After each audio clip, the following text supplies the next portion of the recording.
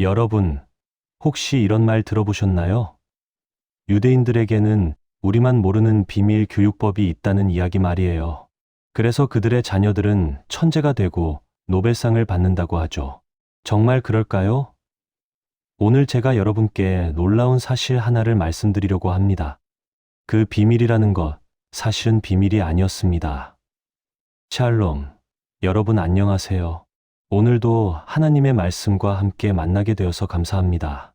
저는 매일 여러분과 함께 성경의 진리를 나누는 이 시간이 참 소중합니다. 오늘은 조금 특별한 주제를 가지고 왔어요. 많은 분들이 궁금해하시는 유대인의 교육법에 대해서 말씀드리려고 합니다. 우리 주변을 한번 둘러보세요. 서점에 가면 유대인 교육법에 관한 책들이 정말 많습니다. 탈무드 교육법, 유대인 부모들의 비밀, 천재를 만드는 유대 교육. 이런 제목들 보신 적 있으시죠? 저도 목회하면서 부모님들께 이런 질문 정말 많이 받았어요. 목사님, 유대인들은 어떻게 자녀를 가르치나요? 우리도 그렇게 할 수 있나요? 그런데 말이에요, 여러분. 제가 성경을 연구하면서 발견한 놀라운 사실이 있습니다. 유대인들의 그 교육법이라는 것이 사실은 성경에 다 나와 있다는 거예요. 숨겨진 것도 아니고요. 비밀도 아니에요. 이미 수천 년 전에 하나님께서 성경을 통해 우리 모두에게 공개하신 방법입니다.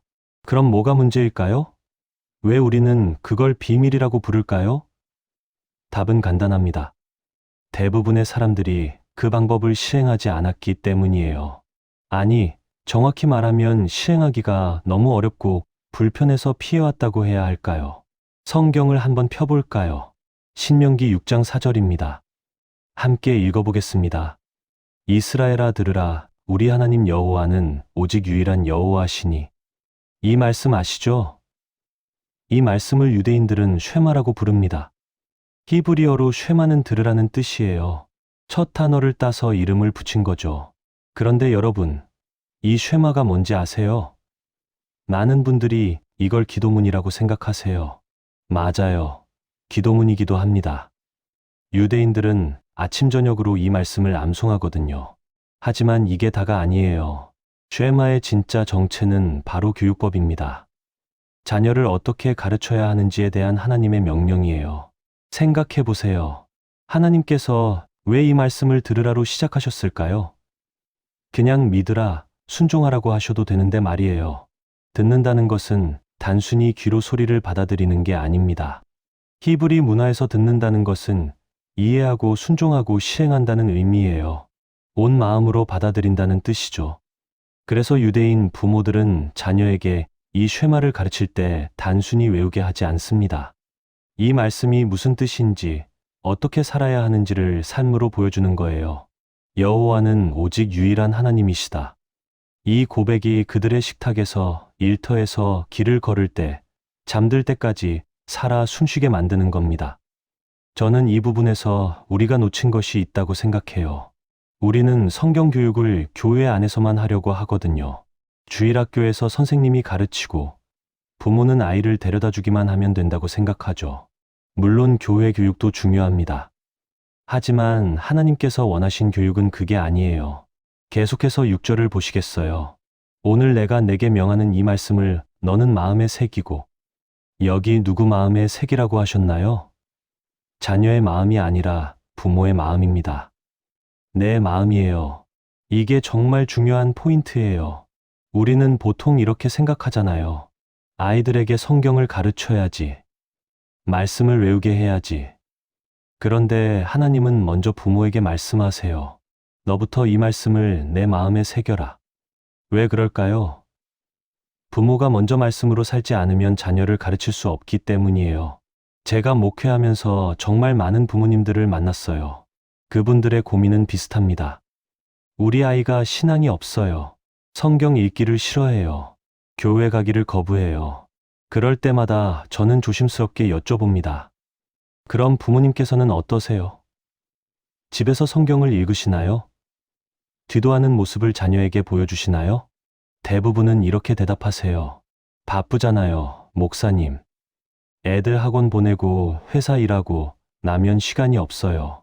그래서 교회에 보내는 거 아니에요? 여러분, 이게 우리의 현실입니다. 저도 이해해요. 정말 바쁘고 힘들죠. 하지만 하나님께서 명령하신 교육법은 이게 아니에요. 유대인들은 이걸 알았어요. 그래서 그들은 부모가 먼저 말씀을 마음에 새기는 것을 가장 중요하게 생각했습니다. 아버지가 새벽마다 토라를 읽으면 아이들이 그걸 봐요.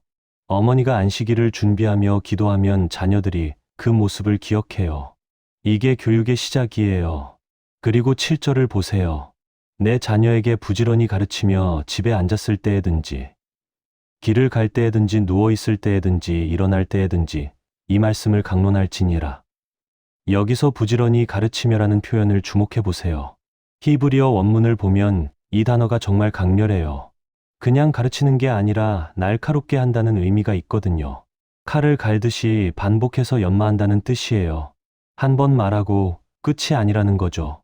계속해서 반복하고 연습시키고 삶에 적용하게 만드는 거예요. 그런데 더 중요한 건 그 다음입니다. 언제 가르치라고 하셨나요? 집에 앉았을 때, 길을 갈 때, 누워 있을 때, 일어날 때. 이게 무슨 뜻일까요? 바로 일상 전체가 교육의 현장이라는 거예요. 우리는 보통 교육을 시간과 장소로 구분하잖아요.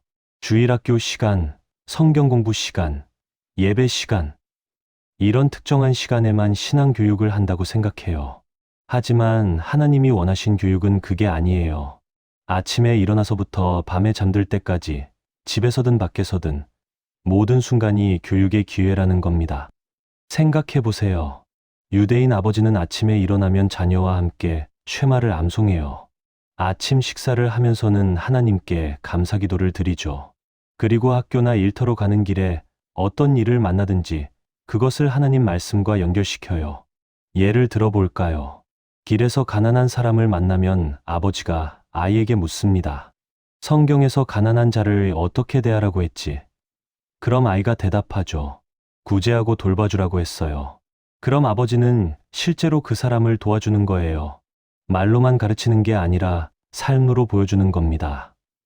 저녁에 집에 돌아와서는 하루 동안 있었던 일들을 나누며 하나님의 인도하심을 고백해요.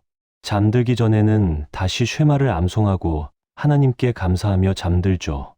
이게 매일 반복되는 거예요. 이것이 유대인 교육의 첫 번째 비밀입니다. 그런데 여러분, 이게 정말 비밀일까요? 아니에요. 성경에 다 나와 있어요. 신명기 6장에 이렇게 분명하게 기록되어 있잖아요. 그럼 왜 우리는 이걸 비밀이라고 부를까요? 왜 많은 기독교, 가정에서 이렇게 하지 않을까요? 이유는 간단합니다. 이 교육법은 부모의 전적인 헌신을 요구하거든요. 시간을 내야 하고 일상을 바꿔야 해요. 무엇보다 부모 자신이 먼저 말씀대로 살아야 하죠. 이게 쉽지 않아요. 프로그램 하나 등록시키는 것보다 훨씬 어려운 일입니다. 그래서 우리는 교회와 학교의 교육을 맡기게 됐어요. 전문가에게 위임하는 게 더 효율적이라고 생각했죠. 물론 그것도 필요합니다. 하지만 그게 전부가 되어서는 안 돼요. 가정에서의 신앙 교육을 대체할 수는 없거든요. 유대인들은 이걸 알았어요. 그래서 그들은 나라를 잃고 흩어져도 이 교육만큼은 포기하지 않았습니다. 회당이 없으면 집에서라도 가르쳤어요. 토라 두루마리를 가질 수 없으면 암송으로라도 전했죠. 왜 그랬을까요? 이 교육이 곧 그들의 정체성이고 생명이었기 때문이에요. 저는 이 부분에서 우리가 뭔가 놓쳤다는 생각이 들어요. 우리는 신앙을 주일에만 하는 것으로 만들었어요. 교회에서만 작동하는 신앙, 기도 시간에만 나타나는 하나님. 이런 식으로 신앙과 삶을 분리시켜 버렸죠. 하지만 하나님께서 원하신 것은 그게 아니에요.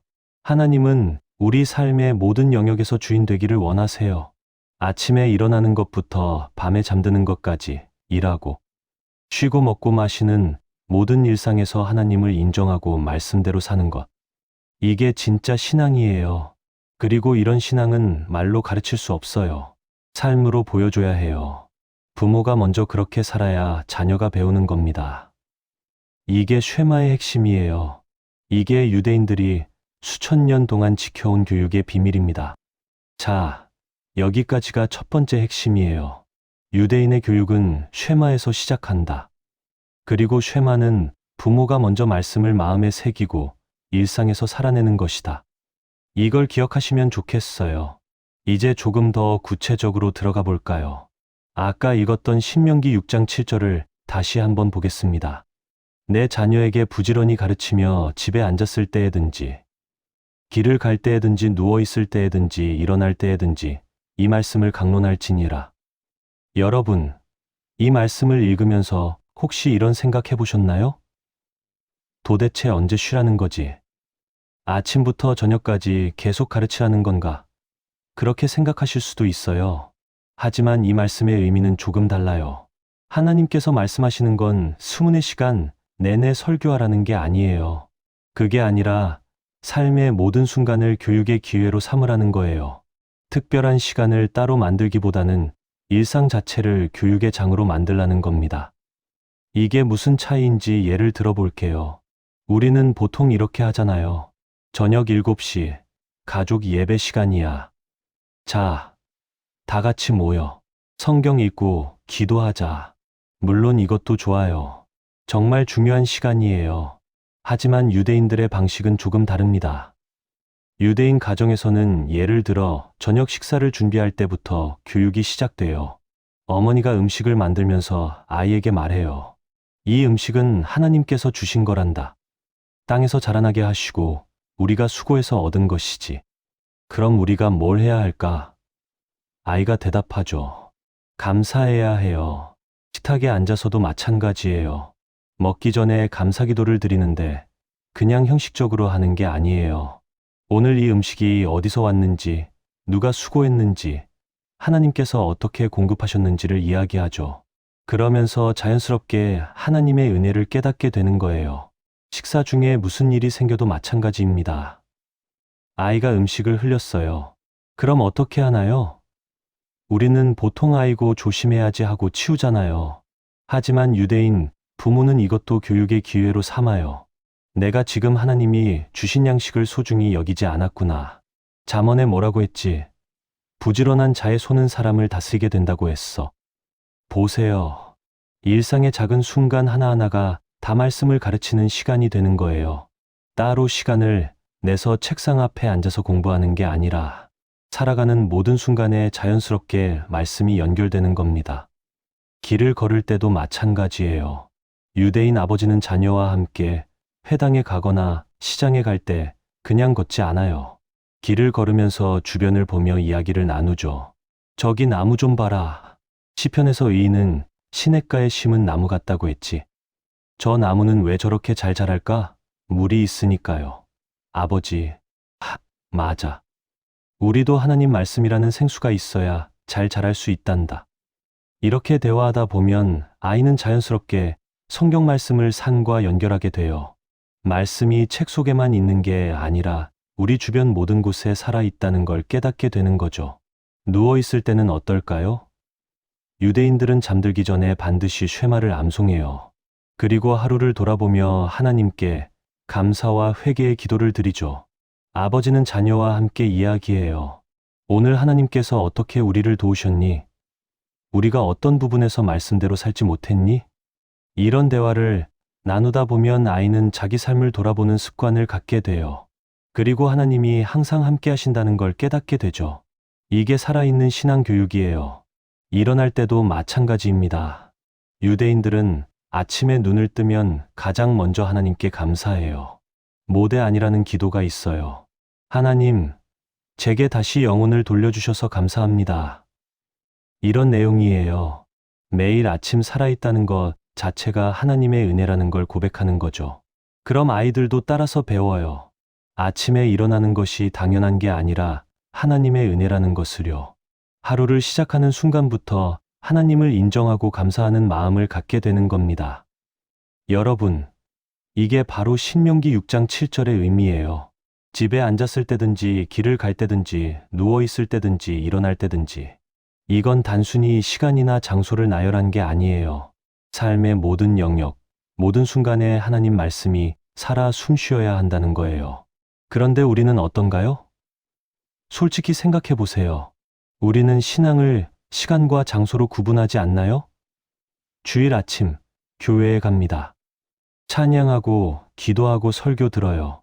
은혜 받아요. 아멘. 할렐루야.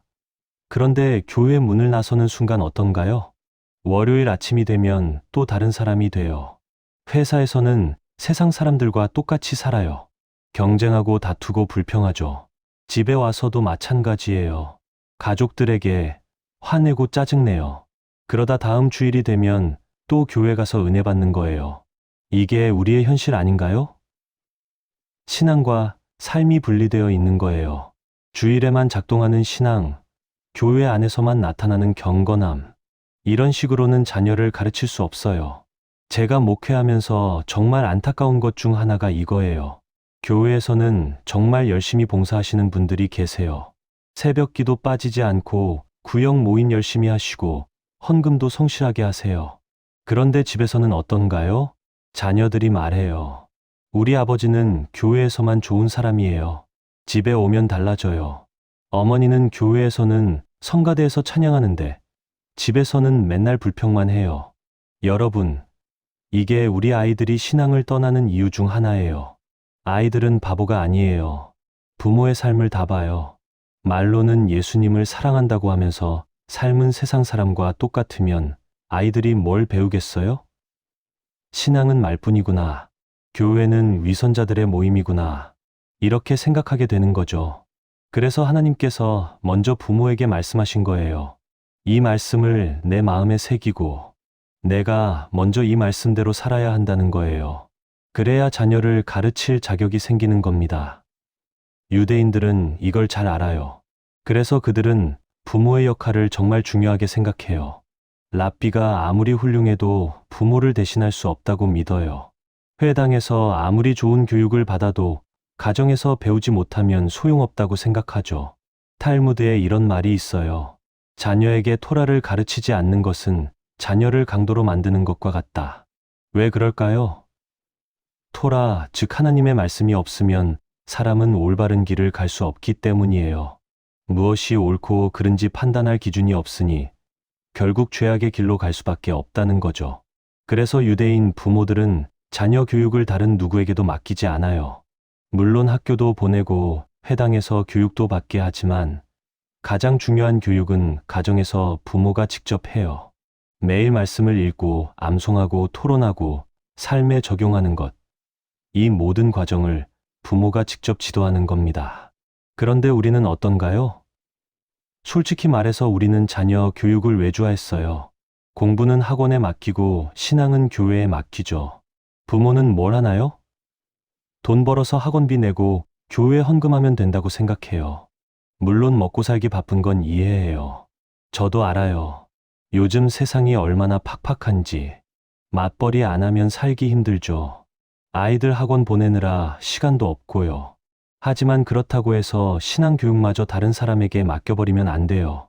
하나님께서 자녀 교육의 책임을 누구에게 주셨나요? 목사에게요? 주일학교 교사에게요? 아니에요. 부모에게 주셨어요. 내 자녀에게 부지런히 가르치라고 하셨어요. 이 책임은 누구도 대신할 수 없어요. 그럼 어떻게 해야 할까요? 바쁜 현대인이 어떻게 유대인처럼 할 수 있을까요? 저도 이 질문 많이 받아요. 목사님, 유대인들은 그럴 수 있어도 우리는 무리예요. 시간이 없어요. 그런데 말이에요. 시간이 없는 게 아니에요. 우선순위의 문제예요. 우리에게 시간이 정말 없나요? TV 볼 시간은 있고 스마트폰 할 시간은 있잖아요. 친구들과 수다 떨 시간도 있고 취미 생활 할 시간도 있어요.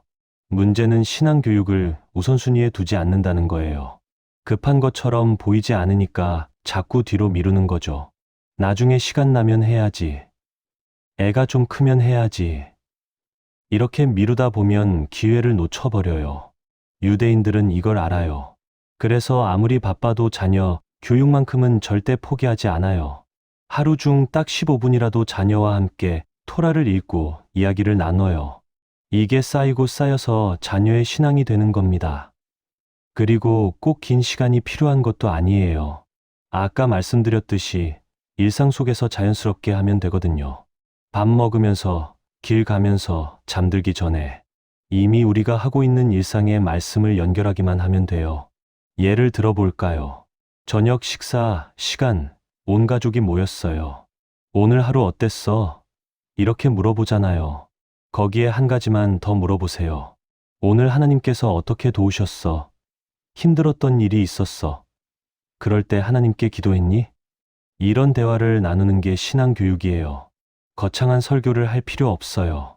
그냥 일상 속에서 하나님을 인정하고 감사하고 기도하는 모습을 보여주는 거예요. 이게 쌓이면 자녀는 자연스럽게 하나님과 동행하는 삶을 배우게 됩니다. 자, 그럼 이제 유대인 가정에서 실제로 어떻게 자녀를 가르치는지 좀 더 구체적으로 살펴볼까요? 제가 연구하면서 발견한 유대 교육의 3가지 핵심 원칙이 있어요. 이게 정말 놀라운 방법들인데 사실 성경적 원리에 충실한 거예요. 첫 번째 원칙은 바로 이겁니다. 질문을 금지하지 않는다. 여러분, 우리 문화에서는 어떤가요? 어른이 말씀하시는데 아이가 왜? 라고 물으면 뭐라고 하나요? 말대꾸하지 마. 시키는 대로 해. 이렇게 하잖아요. 특히 신앙 문제에서는 더 그래요. 하나님 말씀은 무조건 믿어야 해. 의심하면 안 돼. 질문하는 건 불신앙이야. 이런 식으로 가르치죠. 그런데 유대인들은 정반대예요. 탈무드를 아시죠? 유대인들의 경전이에요. 이 탈무드가 어떻게 만들어졌는지 아세요? 전부 질문과 대답으로 이루어져 있어요. 한 랍비가 질문하면 다른 랍비가 대답해요. 그럼 또 다른 랍비가 그 대답에 대해 질문하죠. 이렇게 끝없이 질문하고 토론하는 과정이 탈무드예요. 왜 그럴까요? 유대인들은 믿어요. 진리는 질문을 두려워하지 않는다고요. 오히려 질문을 통해 더 깊은 이해에 도달할 수 있다고 생각해요. 그래서 자녀가 질문하는 것을 환영해요. 유대인 아버지는 자녀에게 이렇게 말해요. 좋은 질문이다. 내가 그렇게 생각한 이유가 뭐니? 그럼 아이는 자기 생각을 설명하겠죠. 아버지는 듣고 나서 함께 고민해요. 그럼 성경에서는 뭐라고 했을까? 함께 찾아볼까? 이렇게 하면 어떤 일이 일어날까요? 아이는 스스로 생각하는 법을 배워요. 그리고 답을 찾는 과정에서 말씀을 더 깊이 이해하게 되죠. 누가 시켜서 외운 게 아니라 스스로 발견한 진리는 평생 잊지 않아요. 그런데 우리는 어떤가요? 질문하면 불순하다고 생각해요. 의심하면 믿음이 약한 거라고 여기죠. 그래서 아이들에게 무조건 믿으라고 강요해요. 이게 무슨 일을 만들까요? 아이들은 속으로 의문을 품어요. 하지만 밖으로 표현하지 못해요. 질문하면 혼나니까요. 그러다 커서 세상에 나가면 그 의문들이 폭발해요. 그동안 억눌렀던 질문들이 한꺼번에 터져 나오는 거죠. 그때는 이미 교회를 떠난 후예요. 제가 대학생들 상담하면서 정말 많이 들었어요. 사실 저는 중학교 때부터 의문이 있었어요. 하나님이 정말 계실까? 성경이 정말 사실일까? 하지만 부모님께 말할 수 없었어요. 그냥 믿으라고만 하셨으니까요. 여러분, 이게 우리의 현실이에요. 우리는 자녀의 질문을 두려워해요. 왜요? 우리도 답을 모르니까요.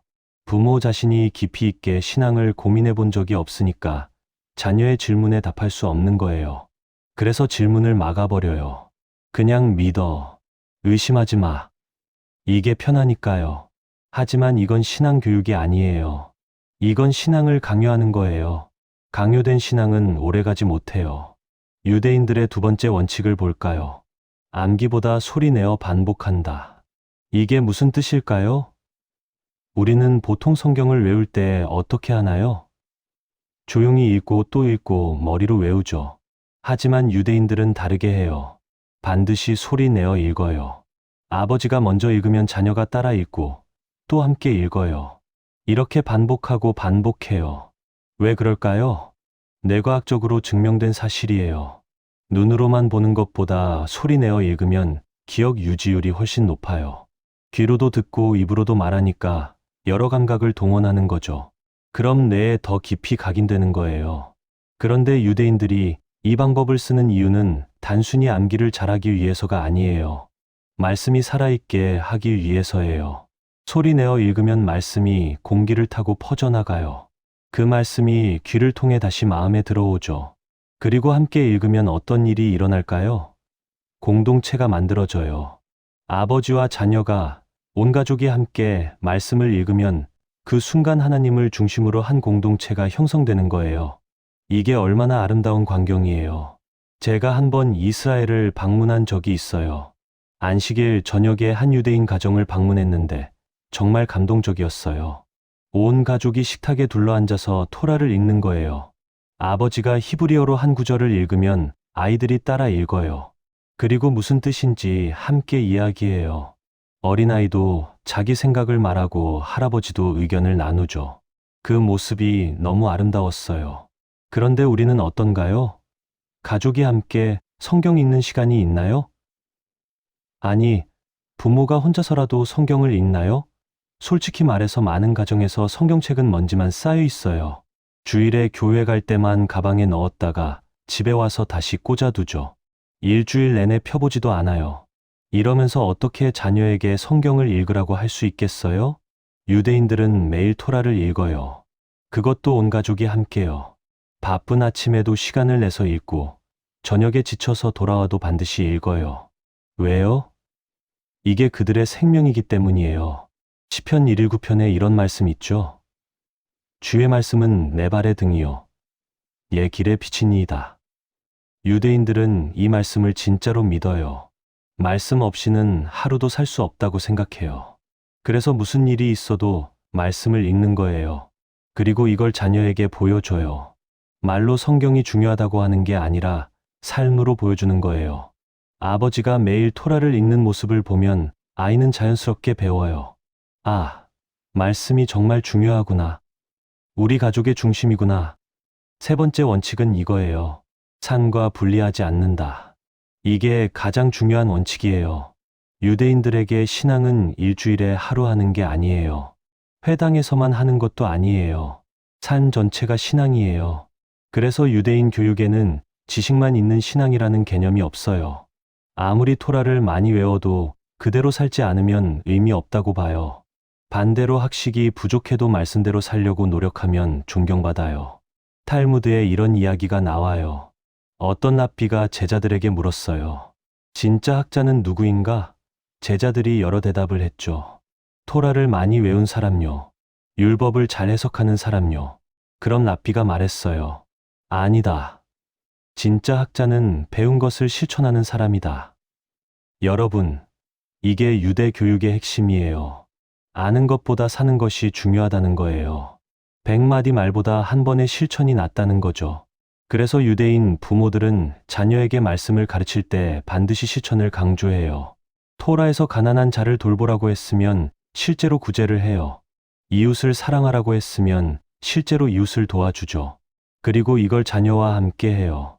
아버지가 혼자 하는 게 아니라 자녀를 데리고 가요.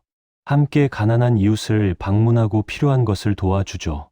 그럼 아이는 뭘 배울까요? 아, 말씀은 이렇게 실천하는 거구나. 식탁에서 구제에 대해 100번 이야기하는 것보다 한 번 함께 가서 실천하는 게 훨씬 큰 교육이에요. 아이는 그 경험을 평생 잊지 않아요. 제가 아는 한 유대인 가정 이야기를 해드릴게요. 그 집 아버지는 사업가였어요. 성공한 사람이었죠. 그런데 안식일만 되면 일을 완전히 멈춰요. 아무리 큰 거래가 있어도 손해를 보더라도 안식일은 지키는 거예요. 아들이 어렸을 때 물었대요. 아버지, 왜 안식일에는 일을 안 해요? 돈을 더 벌 수 있잖아요. 그럼 아버지가 뭐라고 했을까요? 아들아, 돈보다 중요한 게 있단다. 하나님의 명령이야.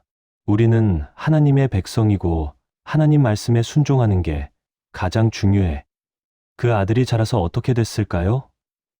역시 사업가가 됐어요. 그리고 아버지처럼 안식일을 지켜요. 왜요? 어렸을 때 아버지의 모습을 봤으니까요. 말씀대로 사는 게 무엇인지 삶으로 배운 거예요. 여러분, 이게 진짜 신앙 교육이에요. 말로 가르치는 게 아니라 삶으로 보여주는 거예요. 부모가 먼저 말씀대로 살면 자녀는 자연스럽게 따라와요. 그런데 우리는 어떤가요? 말로는 정직하게 살라고 하면서 부모가 거짓말하는 모습을 아이가 봐요. 이웃을 사랑하라고 가르치면서 부모가 남을 험담하는 걸 들어요. 11조를 드리라고 하면서 부모가 헌금 아까워하는 모습을 봐요. 이러면 아이들이 뭘 배우겠어요? 신앙은 말뿐이구나. 실제로 중요한 건 아니구나. 이렇게 생각하게 되는 거예요. 유대인들의 이 세 가지 원칙, 질문을 허락하고 소리내어 반복하고 산과 분리하지 않는 것. 이게 다 성경적 원리예요. 신명기 6장에 나오는 교육법이죠. 특별한 비법이 아니에요. 그냥 성경 말씀에 충실한 거예요. 그런데 이게 쉽지 않아요. 왜요? 부모의 헌신이 필요하니까요. 시간을 내야 하고 인내심이 있어야 해요. 무엇보다 부모 자신이 먼저 말씀대로 살아야 하죠. 이게 어려운 거예요. 그래서 많은 사람들이 이 방법을 알면서도 실천하지 못해요. 머리로는 이해하는데 삶으로 옮기지 못하는 거죠. 그럼 어떻게 해야 할까요? 자, 여기서 정말 중요한 질문을 해봐야 할 것 같아요. 만약 이 교육법이 성경에 다 나와 있고, 이렇게 효과적인 방법이라면 왜 기독교권에서는 잘 알려지지 않았을까요? 왜 우리는 이걸 유대인만의 비밀이라고 생각했을까요? 사실 이건 비밀이 아니라 불편한 진실이에요. 우리가 몰랐던 게 아니라 실천하지 않았던 거예요. 아니, 정확히 말하면 실천하기가 너무 어려워서 다른 방법을 찾았다고 해야 할까요? 생각해 보세요. 신명기 6장에 나오는 교육법은 부모에게 엄청난 헌신을 요구해요. 집에 앉았을 때든지 길을 갈 때든지 누워 있을 때든지 일어날 때든지. 이게 무슨 뜻이에요? 부모가 항상 자녀와 함께 있어야 한다는 거잖아요. 아이와 대화를 나누고 질문에 답해주고 함께 성경을 읽어야 해요. 무엇보다 부모 자신이 먼저 말씀대로 살아야 하죠. 이게 말처럼 쉬운 일인가요? 정말 어려운 일이에요. 특히 현대 사회에서는 더 그래요. 부모는 바쁘게 일해야 하고 아이들은 학교와 학원을 다녀야 하죠. 가족이 함께 있는 시간 자체가 부족해요. 그나마 있는 시간에도 각자 스마트폰을 보고 TV를 보죠. 그럼 언제 성경을 읽고 대화를 나누겠어요? 언제 신앙 교육을 하겠어요? 현실적으로 어렵다는 거예요. 그래서 우리는 다른 방법을 찾았어요. 바로 제도화예요. 프로그램화예요. 교회에 주일학교를 만들고 전문 교사를 두는 거죠. 아이들을 주일학교에 보내면 거기서 성경을 가르쳐 줘요. 찬양도 하고 성경 공부도 하고 기임도 하면서 재미있게 신앙을 배우죠. 부모는 뭘 해요? 아이를 교회에 데려다 주기만 하면 돼요. 그럼 교사들이 알아서 가르쳐 주니까요. 편하죠? 효율적이기도 하고요. 전문적으로 훈련받은 교사들이 체계적인 커리큘럼으로 가르치니까 잘 배울 거라고 생각해요. 그래서 이런 시스템이 발달한 거예요. 주일학교뿐만 아니라 중고등부, 청년부, 각종 특별 프로그램들. 이 모든 게 가정에서의 신앙 교육을 대체하기 위한 시스템이에요. 물론 이게 나쁘다는 게 아니에요. 교회 교육도 정말 중요해요. 저도 목사니까 교회 교육의 가치를 잘 알아요. 전문적인 교육이 필요한 부분도 분명히 있죠. 하지만 문제는 이게 전부가 되어버렸다는 거예요. 많은 부모들이 생각해요. 교회에 보내면 됐어. 주일학교에서 배우면 됐어. 내가 따로 가르칠 필요 없어. 이렇게 생각하는 거예요. 그러면서 신명기 6장의 명령은 잊어버린 거죠. 여러분, 아무리 좋은 주일학교 프로그램이 있어도 가정에서의 신앙 교육을 대체할 수는 없어요. 왜요? 아이들이 주일학교에서 보내는 시간은 일주일에 몇 시간인가요? 한두 시간이에요. 나머지 시간은 다 가정에서 보내요. 그 긴 시간 동안 부모가 어떻게 사는지를 아이들이 봐요. 부모가 정말 하나님을 믿는지, 말씀대로 사는지, 기도하는지를 다 봐요. 주일학교에서 배운 게 아무리 좋아도 집에서 보는 부모의 모습과 다르면 아이들은 혼란스러워해요. 교회에서는 정직하게 살라고 배웠는데 부모가 거짓말하는 모습을 봐요. 용서하라고 배웠는데 부모가 원한을 품고 사는 모습을 봐요. 그럼 아이들이 뭘 믿겠어요? 주일학교 선생님의 말을 믿을까요? 매일 보는 부모의 삶을 믿을까요? 당연히 부모의 삶을 믿어요. 이게 현실이에요. 그래서 하나님께서 부모에게 먼저 명령하신 거예요. 내 마음에 새기고 내가 먼저 말씀대로 살라는 거예요. 유대인들은 이걸 절대 잊지 않았어요. 그들에게도 회당이 있어요. 랍비들이 있고 체계적인 교육 시스템이 있죠. 하지만 그게 가정교육을 대체하지는 않아요. 오히려 반대예요. 회당 교육은 가정 교육을 보충하는 거예요. 기본은 가정이에요. 아버지가 자녀에게 토라를 가르치는 게 기본이고, 회당에서는 그걸 더 깊이 배우고 다른 아이들과 토론하는 거죠. 그래서 유대인 아이들은 회당에 가기 전에 이미 집에서 토라를 배워요. 부모님과 함께 매일 읽고 암송하고 토론했으니까요. 회당은 그걸 바탕으로 더 발전시키는 곳이에요. 우리와는 순서가 반대죠. 우리는 교회에서 배운 걸 집에서 복습하라고 해요. 하지만 유대인들은 집에서 배운 걸 회당에서 더 깊이 공부하는 거예요. 이게 근본적인 차이예요. 그리고 또 하나 중요한 차이가 있어요. 유대 교육은 프로그래머하기가 어려워요. 왜요? 각 가정마다 다르게 진행되거든요. 표준화된 커리큘럼이 없어요. 어떤 집에서는 아침에 토라를 읽고 어떤 집에서는 저녁에 읽어요. 어떤 아버지는 이런 방식으로 가르치고 어떤 아버지는 저런 방식으로 가르치죠. 중요한 건 매일 꾸준히 한다는 거예요. 말씀 중심으로 산다는 거예요. 이걸 어떻게 프로그램으로 만들어요? 매뉴얼로 만들 수가 없어요. 각 가정의 상황이 다르고 부모의 성향이 다르고 자녀의 특성이 다르니까요. 그래서 표준화가 안 되는 거예요. 우리는 표준화를 좋아하잖아요. 이렇게 하면 이런 결과가 나온다. 이 프로그램을 따르면 성공한다. 이런 걸 원하죠. 하지만 신앙교육은 그렇게 되지 않아요. 각 가정마다 고유한 방식이 필요해요. 부모가 자녀의 특성을 보면서 맞춤형으로 가르쳐야 하는 거예요. 이게 시간도 오래 걸리고 노력도 많이 들어가요. 그래서 많은 사람들이 포기하는 거예요. 차라리 검증된 프로그램에 맡기는 게 낫다고 생각해요. 그게 더 안전하고 효율적이라고 믿죠. 하지만 신앙은 공장에서 찍어내는 제품이 아니에요. 프로그램으로 만들어지는 게 아니라는 거예요. 제가 목회하면서 정말 안타까운 게 이거예요. 부모들이 와서 물어요. 목사님, 우리 애가 신앙이 없어요. 어떤 프로그램이 좋을까요? 어떤 책을 사주면 될까요? 어느 수련회를 보내면 변할까요? 프로그램을 찾아요. 책을 찾아요. 해결책을 찾죠. 하지만 정작 중요한 건 부모 자신이 어떻게 사는가예요. 부모가 먼저 변해야 자녀가 변해요. 이게 불편한 진실이에요. 왜 불편하냐고요? 부모 자신을 돌아봐야 하니까요. 내가 정말 말씀대로 사는가? 나는 정말 하나님을 믿는가? 이런 질문을 해야 하는 거예요. 이게 쉽지 않죠. 차라리 좋은 프로그램에 맡기는 게 편해요. 그럼 내 삶은 안 바꿔도 되니까요. 아이만 바뀌면 되니까요. 하지만 그건 불가능해요. 부모가 안 바뀌는데 자녀만 바뀔 수는 없어요. 유대인들은 이 불편한 진실을 받아들였어요. 그래서 부모 교육을 정말 중요하게 생각해요. 자녀를 가르치기 전에 먼저 부모를 가르치는 거예요. 회당에서 하는 교육의 상당 부분이 부모를 위한 거예요. 부모가 어떻게 토라를 읽어야 하는지, 어떻게 자녀와 대화해야 하는지, 어떻게 질문에 답해야 하는지를 가르치죠. 그리고 부모들끼리 모여서 경험을 나눠요.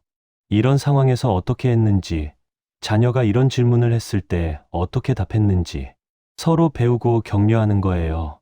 우리는 어떤가요? 교회에서 부모 교육을 얼마나 하나요? 자녀 교육법을 가르치는 세미나는 있어요. 하지만 대부분 기술적인 거예요. 아이와 어떻게 대화하는지, 어떻게 훈육하는지. 이런 방법론을 가르치죠. 물론 그것도 필요해요. 하지만 더 근본적인 건 부모의 신앙이에요. 부모가 먼저 하나님을 경험하고 말씀으로 살아야 해요. 그게 먼저예요. 그런데 우리는 그걸 건너뛰고 방법론부터 배우려고 해요. 효과적인 성경 암송법, 재미있는 신앙 교육 방법. 이런 걸 찾죠. 하지만 부모 자신이 말씀으로 살지 않으면 아무 소용없어요. 여러분, 이게 유대 교육이 우리에게 잘 알려지지 않은 이유예요. 아니, 정확히 말하면 알려졌는데도 실천되지 않은 이유예요. 왜요? 너무 불편하니까요. 부모 자신이 변해야 하니까요. 프로그램 하나 등록시키는 것보다 훨씬 어려워요. 책 한 권 사주는 것보다 훨씬 힘들어요. 부모가 매일 자녀와 시간을 보내야 하고, 함께 성경을 읽어야 하고, 무엇보다 자신의 삶을 돌아봐야 하니까요. 그래서 많은 사람들이 이렇게 말해요. 유대인들은 특별해. 우리는 그렇게 못해. 문화가 달라. 시대가 달라. 이런 식으로 포기하는 거예요. 하지만 정말 그럴까요? 문화가 다르고 시대가 다른 건 맞아요. 하지만 하나님의 말씀은 변하지 않아요. 신명기 6장의 명령은 지금도 유효해요. 내 자녀에게 부지런히 가르치라는 명령은 여전히 우리에게 주어진 거예요. 그럼 우리는 어떻게 해야 할까요? 유대인처럼 완벽하게 할 수는 없을지 몰라요. 하지만 시작은 할 수 있어요. 작은 것부터라도 할 수 있죠. 그럼 이제 성경이 정말로 말하는 자녀, 교육의 본질이 무엇인지 다시 한번 짚어볼까요? 신명기 6장 6절을 다시 보겠습니다. 오늘 내가 내게 명하는 이 말씀을 너는 마음에 새기고. 여기서 핵심 단어가 뭘까요? 바로 내 마음이에요. 자녀의 마음이 아니라 부모의 마음입니다. 하나님께서 먼저 부모에게 명령하세요. 너부터 말씀을 마음에 새겨라. 왜 그럴까요? 마음에 없는 것은 삶으로 나올 수 없기 때문이에요. 부모가 정말로 말씀을 사랑하지 않으면 자녀에게 말씀을 사랑하라고 가르칠 수 없어요. 부모가 하나님을 경외하지 않으면 자녀에게 하나님을 경외하라고 할 수 없죠. 이게 유대 교육과 우리 교육의 가장 큰 차이예요. 우리는 자녀를 변화시키려고 해요. 어떻게 하면 우리 아이를 신앙인으로 만들까? 어떤 방법을 써야 할까? 이렇게 고민하죠.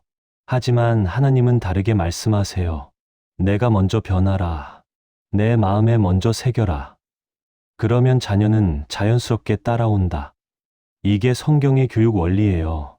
생각해 보세요. 아이들은 부모를 보고 배워요. 부모가 하는 대로 따라해요. 아무리 좋은 말을 해줘도 부모의 삶이 다르면 아이들은 혼란스러워해요. 예를 들어볼까요? 부모가 아이에게 말해요. 기도는 정말 중요해. 너 매일 기도해야 해. 그런데 부모 자신은 기도하지 않아요. 아이가 봐요. 우리 부모님은 기도 안 하는데 나한테만 하라고 하네. 그럼 기도가 정말 중요한 건가? 또 다른 예를 들어볼게요. 부모가 아이에게 성경을 읽으라고 해요. 성경 말씀은 우리 삶의 기준이야. 매일 읽어야 해. 그런데 부모 자신은 일주일 내내 성경을 펴보지도 않아요. 아이가 뭘 느끼겠어요? 성경은 별로 중요하지 않구나. 이게 우리의 현실이에요. 말로만 가르치려고 하죠. 하지만 아이들은 말을 듣는 게 아니라 삶을 봐요. 부모가 어떻게 사는지를 보는 거예요. 유대인들은 이걸 알아요. 그래서 자녀 교육 전에 먼저 부모 교육을 해요. 부모가 먼저 토라를 사랑하게 만들어요. 부모가 먼저 말씀대로 살게 하는 거죠. 랍비들은 이렇게 가르쳐요. 자녀에게 토라를 가르치고 싶으면 먼저 내가 토라를 사랑하라. 내가 진심으로 사랑하는 것을 자녀도 사랑하게 될 것이다. 이게 진리예요. 여러분, 신앙은 유전되지 않아요. 믿음의 가정에서 태어났다고 자동으로 신앙인이 되는 게 아니에요. 하지만 전염은 돼요.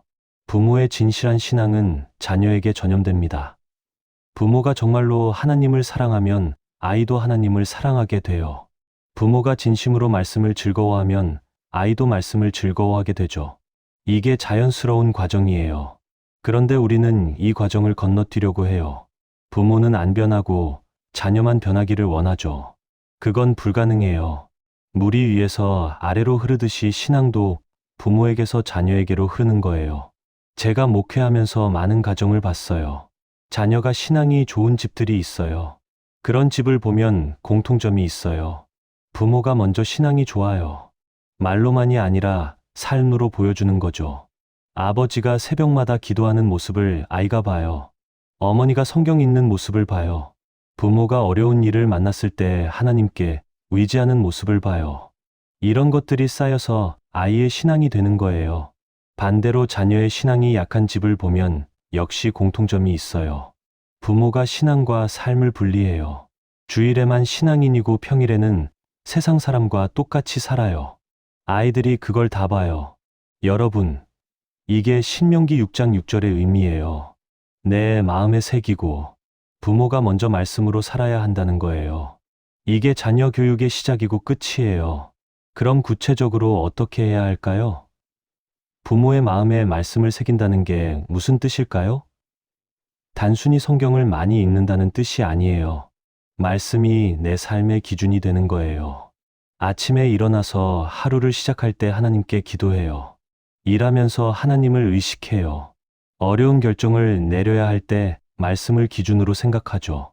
이게 말씀을 마음에 새기고 사는 거예요. 그리고 이런 모습을 자녀가 봐요. 아, 우리 부모님은 정말 하나님을 믿는구나. 말씀을 중요하게 생각하는구나. 자연스럽게 배우는 거예요. 유대인들이 수천 년 동안 지켜온 게 바로 이거예요. 부모가 먼저 토라로 살았어요.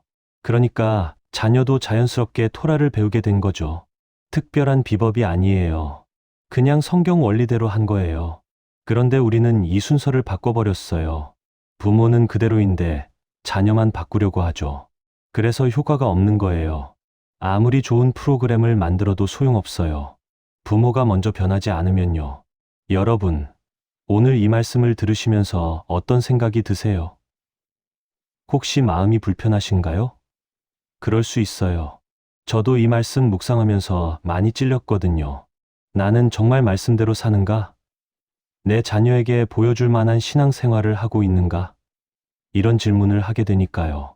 쉽지 않죠. 하지만 이게 진실이에요. 자녀 교육은 부모 자신의 변화에서 시작돼요.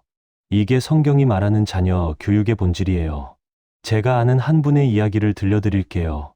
윤정숙 권사님이라는 분이 계셨어요. 올해 75세시고 신앙생활은 40년 넘게 하신 분이에요. 교회에서 정말 열심히 섬기셨어요. 새벽 기도 빠지지 않으시고 구역장도 하시고 봉사도 열심히 하셨죠. 자녀도 셋 다 잘 키우셨어요. 다 대학 나왔고 좋은 직장 다니고 결혼도 잘했어요. 그런데 한 가지 마음 아픈 게 있었어요. 세 자녀 중에 교회 다니는 사람이 아무도 없다는 거예요. 권사님은 그게 늘 마음에 걸렸어요. 어렸을 때는 다 교회 잘 다녔거든요. 그런데 대학 가면서 하나둘 떨어져 나갔어요. 이제는 손주들도 교회를 안 다녀요. 권사님 혼자 교회 다니는 거죠. 그러던 어느 날이에요. 권사님이 새벽 기도 가려고 성경을 펴셨어요. 그날 말씀이 신명기 6장이었어요. 읽다가 7절에서 멈추셨대요. 내 자녀에게 부지런히 가르치며 집에 앉았을 때에든지 길을 갈 때에든지. 권사님이 그 말씀을 읽는데 갑자기 눈물이 났대요. 왜냐하면 깨달은 거예요. 나는 아이들을 교회에는 데려갔지만 집에서는 가르치지 않았구나. 길을 가면서 앉았을 때, 일어날 때 말씀을 강론하지 않았구나. 권사님은 그날 새벽 울면서 기도하셨대요. 하나님, 제가 잘못했습니다. 저는 아이들에게 교회만 가면 된다고 생각했어요. 주일학교 보내면 알아서 배울 거라고 생각했죠. 하지만 제 삶으로는 보여주지 못했어요. 생각해보니 그랬대요. 권사님은 교회에서는 정말 열심히 하셨어요. 하지만 집에 오면 달랐대요. 남편하고 다투고 아이들한테 짜증내고 기도하는 모습도 별로 안 보여줬고 성경도 교회 갈 때만 들고 갔어요. 아이들이 뭘 받겠어요? 엄마는 교회에서만 좋은 사람이구나. 신앙은 교회 안에서만 하는 거구나. 이렇게 배운 거죠. 그러니까 교회를 떠나게 된 거예요. 권사님은 그날 정말 많이 회개하셨대요. 하나님, 이제라도 기회를 주세요. 손주들에게는 제대로 보여주고 싶습니다. 이렇게 기도하셨어요. 그리고 권사님이 달라지셨어요. 손주가 집에 놀러 오면 전에는 맛있는 거 해주고 용돈 주는 게 다였어요. 하지만 이제는 달라졌어요. 함께 성경을 읽기 시작하신 거예요. 처음에 손주가 싫어했대요. 할머니, 저 성경 안 읽어요. 재미없어요. 그럼 권사님이 뭐라고 하셨을까요? 그래, 할머니도 내 나이 때는 그랬어. 하지만 지금은 달라. 이 말씀이 할머니 인생에 얼마나 큰 힘이 되는지 알거든. 그리고 권사님이 자기 이야기를 하셨대요. 할머니가 힘들 때 어떻게 기도했는지, 하나님이 어떻게 도와주셨는지 실제 경험을 나누신 거예요. 그러니까 손주가 조금씩 귀를 기울이기 시작했어요. 권사님이 제일 놀라셨던 게 뭔지 아세요? 어느 날 손주가 물었대요. 할머니, 그럼 할머니는 매일 성경 읽어요? 권사님이 대답하셨죠. 그럼 매일 읽지. 아침에 일어나면 제일 먼저 성경부터 펴. 손주가 또 물었어요. 왜요? 권사님이 이렇게 대답하셨대요. 할머니 인생에서 제일 중요한 분이 하나님이거든. 그분이 뭐라고 말씀하시는지 들어야지. 안 그러면 할머니가 길을 잃어버릴 것 같아. 그 대답이 손주 마음에 와닿았나 봐요. 그날 이후로 손주가 가끔 물어보기 시작했대요. 할머니 오늘은 무슨 말씀 읽었어요? 하나님이 뭐라고 하셨어요? 권사님은 그때마다 자기가 읽은 말씀을 나누셨어요. 그리고 중요한 건 이거예요. 권사님이 솔직하셨어요. 오늘 이 말씀 읽었는데 할머니가 지키기 힘들더라. 화를 내지 말라고 했는데 오늘 할머니 화냈어. 하나님께 용서 구했지. 이런 식으로 나누신 거예요. 완벽한 척하지 않으셨어요. 자기도 부족하고 실패한다는 걸 보여주신 거죠. 하지만 그럴 때마다 하나님께 돌아간다는 것도 보여주셨어요. 그게 손주에게는 더 큰 교육이 됐어요. 아, 신앙은 완벽해지는 게 아니구나. 실패해도 다시 일어나는 거구나. 하나님은 그런 우리를 용서해 주시는구나. 이걸 배운 거예요. 지금 그 손주는 중학생이 됐어요. 아직 교회는 안 다녀요. 하지만 할머니 집에 오면 함께 성경을 읽어요. 그리고 할머니께 물어봐요. 할머니, 제가 이런 고민이 있는데 성경에는 뭐라고 나와 있어요? 권사님은 말씀하세요.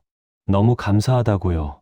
40년 전에 내 자녀들에게 이렇게 못했던 게 후회되지만 지금이라도 손주에게 보여줄 수 있어서 감사하다고요. 그리고 이렇게 말씀하셨어요. 제가 깨달은 게 있어요. 신앙교육은 말로 하는 게 아니더라고요. 삶으로 보여주는 거더라고요. 제가 정말 하나님을 사랑하면 손주도 그걸 느껴요. 제가 진심으로 말씀을 즐거워하면 손주도 관심을 가져요. 여러분, 이게 진짜 신앙교육이에요. 완벽한 부모가 되는 게 아니에요. 진실한 부모가 되는 거예요. 하나님을 진심으로 사랑하는 모습을 보여주는 거죠. 윤 권사님 이야기를 들으면서 저도 많이 배웠어요.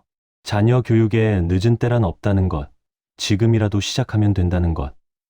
그리고 제일 중요한 건 부모 자신이 먼저 변하는 거라는 것이요. 권사님처럼 우리도 할 수 있어요. 지금부터라도 우리 삶으로 신앙을 보여줄 수 있어요. 완벽하지 않아도 돼요. 진실하면 돼요. 그럼 이제 마지막으로 생각해 볼 질문이 있어요. 왜 유대인들은 이 교육을 수천 년 동안 포기하지 않았을까요?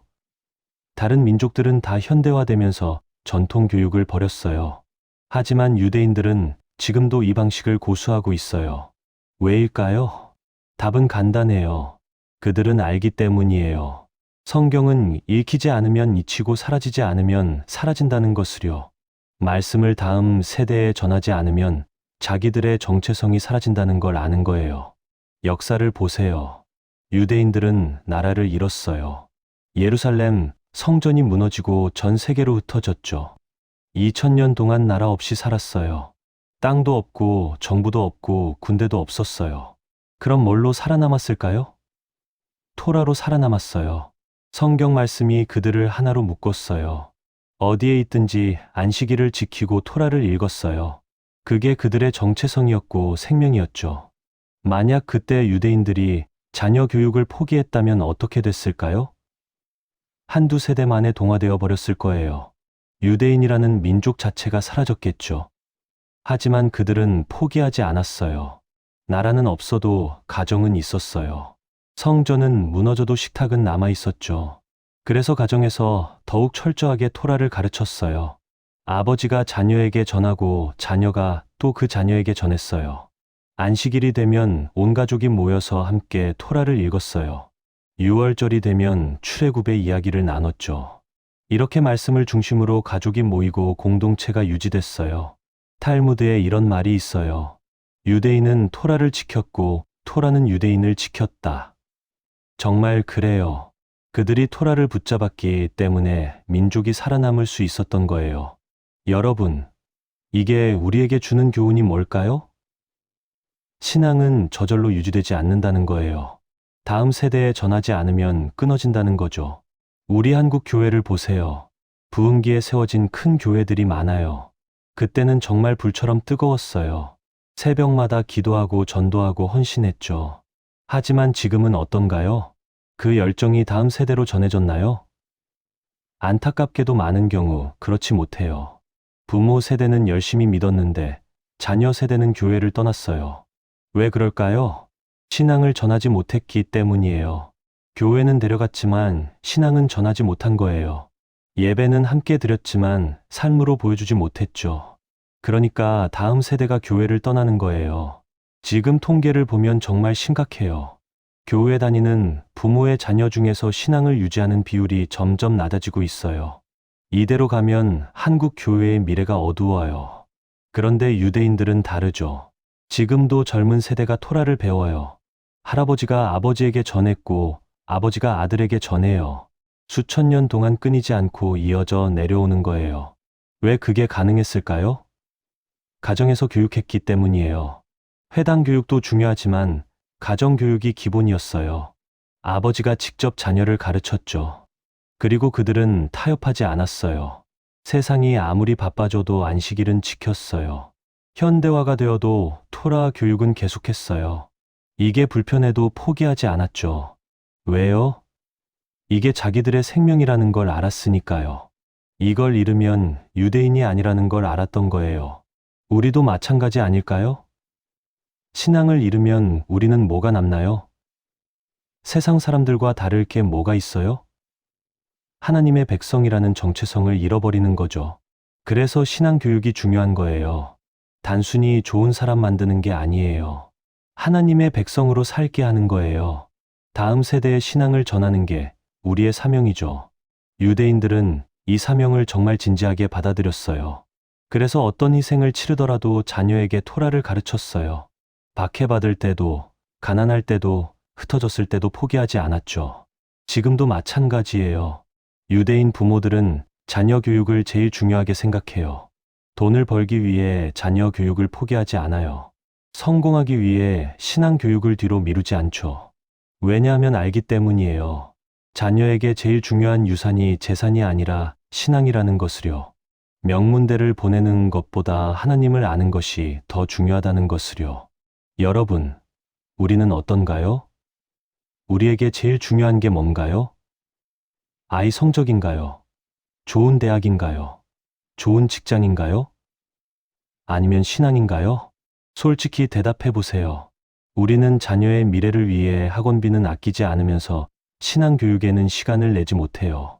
영어 과외는 시키면서 성경은 안 읽게 하죠. 이게 우리의 우선순위를 보여주는 거예요. 말로는 신앙이 중요하다고 하지만 실제로는 세상적 성공이 더 중요한 거죠. 유대인들과 다른 점이에요. 유대인들은 정말로 토라가 제일 중요하다고 믿어요. 그래서 포기하지 않는 거예요. 우리도 정말로 신앙이 제일 중요하다고 믿는다면 포기할 수 없을 거예요. 자, 여러분. 오늘 우리가 함께 살펴본 유대인의 성경 교육법 정리해 볼까요? 사람들은 이게 비밀이라고 했어요. 유대인들만 아는 특별한 방법이라고 했죠. 하지만 진실은 달랐어요. 이건 비밀이 아니었어요. 성경에 다 나와 있는 방법이었죠. 신명기 6장에 이미 공개되어 있었어요. 다만 대부분의 사람들이 실천하지 않았을 뿐이에요. 왜 실천하지 않았을까요? 불편하니까요. 부모의 헌신이 필요하니까요. 무엇보다 부모 자신이 먼저 변해야 하니까요. 이게 어려운 거예요. 프로그램 하나 등록시키는 게 훨씬 쉬워요. 책 한 권 사주는 게 훨씬 편하죠. 하지만 하나님이 원하신 교육은 그게 아니에요. 부모가 먼저 말씀을 마음에 새기고 삶으로 보여주는 거예요. 집에 앉았을 때든지 길을 갈 때든지 누워 있을 때든지 일어날 때든지 일상 전체가 교육의 현장이 되어야 해요. 특별한 시간만이 아니라 삶 자체가 신앙 교육이 되는 거죠. 유대인들은 이 원리를 지켰어요. 질문을 허락하고 소리내어 반복하고 산과 분리하지 않았어요. 그래서 수천 년 동안 신앙을 잃지 않고 전할 수 있었던 거예요. 그럼 우리는 어떻게 해야 할까요? 유대인처럼 완벽하게 할 수는 없을지 몰라요. 우리의 문화도 다르고 환경도 다르니까요. 하지만 시작은 할 수 있어요. 오늘부터 딱 한 가지만 해보시겠어요? 저녁 식사 시간에 자녀와 이런 대화를 나눠보세요. 오늘 하나님께서 어떻게 도우셨어? 힘들었던 일이 있었어. 그럴 때 기도했니?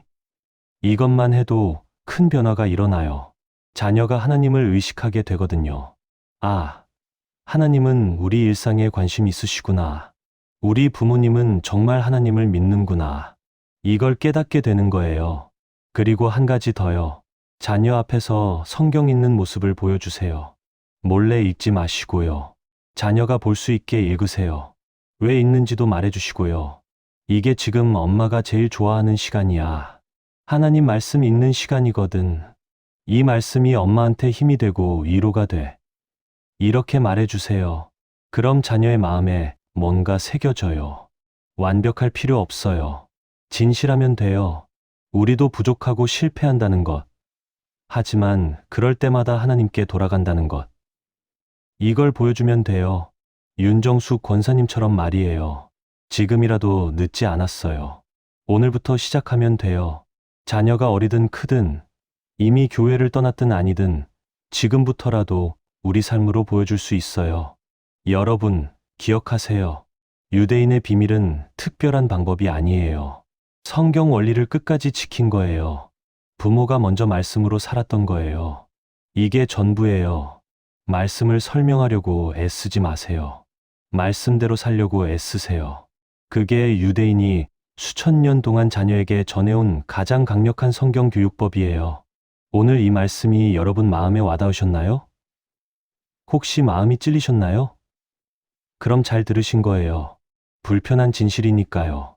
하지만 이게 우리가 가야 할 길이에요. 하나님께서 신명기 6장을 통해 우리에게 주신 명령이에요. 내 마음에 새기고 내 자녀에게 부지런히 가르치라. 이 명령은 지금도 유효해요. 여러분, 혼자 이 길을 가기 어렵죠.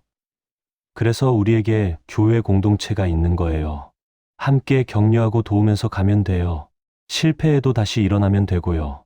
이런 말씀 나눔이 도움이 되셨다면 구독 버튼 눌러주세요. 그리고 좋아요도 눌러주시고요. 여러분의 구독과 좋아요가 이런 하나님 말씀을 더 많은 분들과 나누는데 큰 힘이 됩니다. 알림 설정도 꼭 해주세요. 저희는 매일 이렇게 하나님의 말씀을 나누고 있어요. 매일 여러분과 함께 성경의 진리를 발견하고 삶에 적용하는 이야기를 나누고 있습니다. 오늘 말씀이 마음에 남으시나요? 댓글로 나눠주세요. 여러분의 다짐이나 결심, 혹은 질문이 있으시면 댓글로 남겨주세요. 아멘, 예수님. 이런 짧은 댓글도 좋아요. 함께 은혜를 나누면 더 큰 힘이 됩니다. 여러분, 오늘 집에 돌아가시면 자녀와 대화 한번 나눠보세요. 어색할 수 있어요. 처음에는 어색하죠. 하지만 시작이 중요해요. 오늘 한번 하면 내일은 조금 더 쉬워져요. 그리고 무엇보다 기도하세요. 하나님, 제가 먼저 말씀으로 살게 도와주세요. 제 자녀에게 진실한 신앙을 보여줄 수 있게 해주세요. 이렇게 기도하세요. 하나님께서 도와주실 거예요. 우리의 연약함을 아시는 분이에요. 우리가 진심으로 원하면 반드시 길을 여어주시죠. 마지막으로 이 말씀 다시 한번 새기고 마무리할게요. 신명기 6장 6절에서 7절. 오늘 내가 내게 명하는 이 말씀을 너는 마음에 새기고 내 자녀에게 부지런히 가르치며 집에 앉았을 때에든지 길을 갈 때에든지 누워 있을 때에든지 일어날 때에든지 이 말씀을 강론할지니라. 여러분의 가정에 하나님의 말씀이 살아 숨쉬기를 축복합니다. 여러분이 먼저 말씀으로 살아가시고 그 모습을 자녀가 보게 되기를 기도합니다. 다음 세대의 신앙이 끊이지 않고 전해지기를 소망합니다. 오늘도 함께해 주셔서 감사합니다. 내일도 또 만나요. 하나님의 은혜가 여러분과 여러분의 가정에 충만하기를 기도합니다. 샬롬.